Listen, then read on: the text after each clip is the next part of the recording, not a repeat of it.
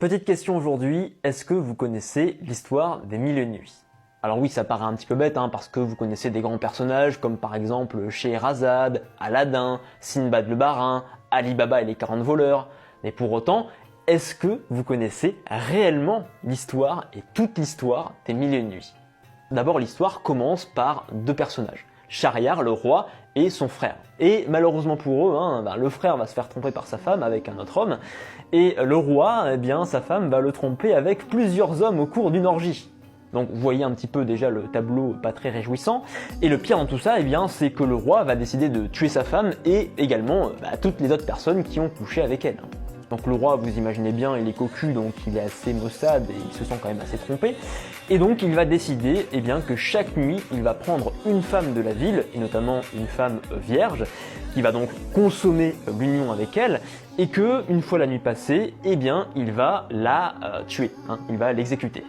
Seulement, au bout de 3 ans, ce qui nous fait quasiment 1 millier de femmes exécutées, il n'y a plus de vierges dans la ville. Ce qui fait qu'il doit se reporter maintenant sur la fille de son vizir, la fameuse Scheherazade. Sauf que Scheherazade, elle est pas trop bête, elle a quand même une stratégie. Et sa stratégie, c'est de commencer une histoire au roi et de ne pas la finir à la nuit tombée. Du coup, le roi est obligé d'attendre la nuit prochaine pour avoir la suite de l'histoire. Et là, du coup, il n'exécute pas Scheherazade, etc., etc. Et donc, cette histoire constitue le récit central des Mille et une nuits, et toutes les histoires que va raconter Scheherazade vont composer tout le récit des Mille et une nuits. On parle alors de récit enchâssé dans le sens où, dans un premier récit, celui de Scheherazade et du roi, on a d'autres récits qui vont peu à peu s'agréger.